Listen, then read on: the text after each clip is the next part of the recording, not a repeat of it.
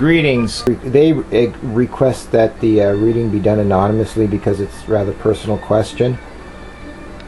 Okay, and the question is along the lines, I'm just going to paraphrase it.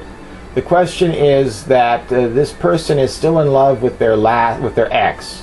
They're still in love with they've been separated, they're still in love, and they would like to get back together, but they're not sure if that's the right thing to do, and they're just wondering, you know, they're looking for guidance, they're looking for some help as to what they should do.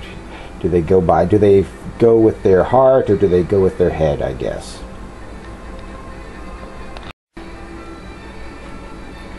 And so we'll start this Celtic Cross reading with our first card here, which is the Eight of Cups. So the Eight of Cups in this case is representing the question, and the question is, for this reading, is going to be the loss, right? The separation, the walking away, the turning your back on the relationship. The relationship is going to be those gold cups, and then the person here that's walking away, turning their back on the relationship, that's going to be, you. That's going to be, you're leaving behind something that you feel has some value, and you're leaving it. You're walking away. You're turning your back on it. You're walking away. That's what this represents. This represents the question, the Eight of Cups. This is what is crossing the question, or in opposition to the question. We've got the Knight of Swords. This is the Robin Hood deck that we're using, by the way. The Knight of Swords. So the Knight of Swords could either represent the question in terms of a concept like for this relationship. There's been a lot of, it moves fast sometimes. There's a lot of fighting going on, or arguing. There's it's quick to anger kind of thing, quick to judge. Or it could represent, this could actually represent the ex, the other person in the relationship, as having these characteristics. They are they're very smart, but they're kind of like always, they're self-righteous maybe, they're very much know-it-all, they're nitpicking, there's a lot of arguing, there's a lot of I'm right, you're wrong kind of thing. So there's fighting. There's a lot of this relationship, there's fighting. So now we're going to move up here to our third card. This is the obvious part of this card represents what's above the question. The obvious part of the question, we have the Queen of Cups. The Queen of Cups, this is definitely you. This is definitely saying, what this is saying is that there's still apparent, you're still in love with this guy, right? You're still in love with the Knight of Swords. And that love is still there, right? You still have feelings for this person. You still care about this person. You still want to be with this person. And that's the obvious part of this question, is that there's your love for this person. Moving down here to our fourth card, we have the Five of Cups. So this is the part of the question that is not so obvious, or is hidden, is harder to understand.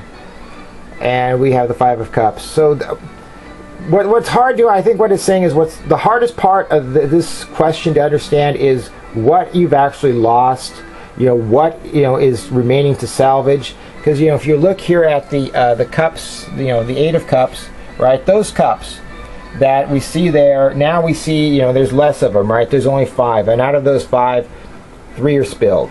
So I guess it's like, what is left in this relationship to salvage? Is it worth salvaging? Is it glass half empty? Is it glass half full? Is there anything to recover by going back? That's what you need to ask yourself. That's what you need to understand about this question and this relationship. So now we're moving to the past. The past is represented here by the Eight of Coins. Okay, so the Eight of Coins can represent, some type of labor, some type of repetitious kind of busy work. I think here, though, what it's just saying is that in the past, this relationship has had its moments where it's been stable, it's been productive, there's been, a feeling of family, a feeling of unity, of working together towards something, you know, bigger, that kind of thing. Maybe there were children, maybe there was talk of children, but you know, it was pleasant. The past has been pleasant. There's been good memories in the past. The future. This is the 6th card. The 6th card is the Knight of Wands. Okay, so the Knight of Wands as the future, this could represent either the situation in the future, or it could represent a person. If it represents a person, it may be the same person as the Knight of Swords, or it may be an entirely different person.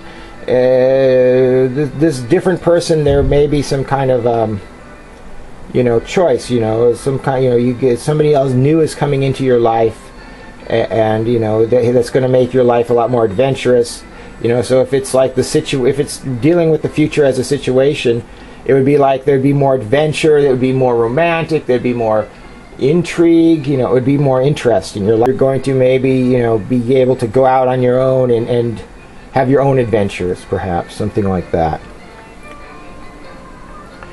So now we're going to move out down here to the 7th card. The 7th card represents you. And what we have here is the Page of Swords. So you as the Page of Swords. So you and the Knight of Swords here actually have some things in common, perhaps. You know, you're both quite intelligent. You're both, you know, you're both kind of quick to react. You're a little more like impulsive or impetuous. You don't really think things out before you go through with them. You know, you kind of live life on the danger side sometimes, kind of like a free spirit. This is you. Now we're going to move to our 8th card here, and it's the 2 of Cups. My battery is about to die, so I hope I make it through this before it goes. The 2 of Cups. So this is the environment around you, or the environment you find yourself in, the 2 of Cups. What it's saying is that there's pressure, or there's a feeling or a need on your part to be in a relationship, to get married, you know, to have a long-term, you know, relationship with somebody. There, you feel pressured, or there's the family, the friends, you feel the need. This is your environment. Your environment is a 2 of Cups, a need to couple with someone. And now we're going to move to our 9th card, Hopes and Fears, the 5 of Swords. So this card kind of represents cheating or not playing by the rules, you know, being taken advantage of, not playing fair. For your hopes and fears, I think mostly it's your fears that you know, the games, if the Knight of Swords is playing games, or you know, playing around or cheating, or not, you know, making up the rules as he goes along, that's still going to happen. That's your fears, is that no lessons are going to be learned, nothing is going to change. So our final card here, the 10th card, is a card that represents the final outcome, or the fortune, and we've got the King of Swords. This guy is an authoritarian, or you know, he's not going to mess around, right? I think, you know. So because we're ending this reading with the King of Swords here, and I feel that's inconclusive, because I don't have enough information to know whether I'm on the right track by saying that this is an authority figure, somebody that you know, that disapproves of her getting back together, or you know, as approval is required, something like that. So because I don't know if that's a situation or not, I feel like I should not just end it there. And so what I decided to do is I decided to pull some more cards. So I pulled another card, and this time we have the Page of Coins. So the Page of Coins, okay, so I'm going to say that this is, I mean, the pages can always represent children, right? You know, like a kid, like a child of yours. But I think for this, I'm going to use it as the messenger. It's got a little gift. This page has a, you know, shiny coin. This is a little nugget of information to help us maybe understand this a little more. So then we have here the next card in this message. We have the 2 of Wands, and it's saying again, just like this 2 here. This 2 is very similar. There's yearning. There's a desire to be with somebody else. there's a but there's a longing. I think it's a longing. There's a longing in your heart. So we move to the next card. We pull another 2. This is the 2 of Swords. Okay, well, this is a decision that has to be made, or a decision that's a decision has to be made, or a decision that's eating at you, or a decision where there is no right or wrong, or there's 2 bad choices, perhaps. So again, the page's message here seems to just be that that this is a tough decision. You have some strong desires. And then what we came back with is the Emperor. So again, this guy, the Emperor, and this guy are very similar, the King of Swords. And once again, it points back to some type of a father figure, or some somebody in your life that you need their approval, you need their blessing, something like that. Not knowing if that's even close to the truth. I think what I'm going to do is I'm going to stop the reading here and see what the person says that I'm doing the reading for. See how close this is to accurate, and then maybe we can figure out what to do from there. So that's how we're going to end this reading. Thanks for watching.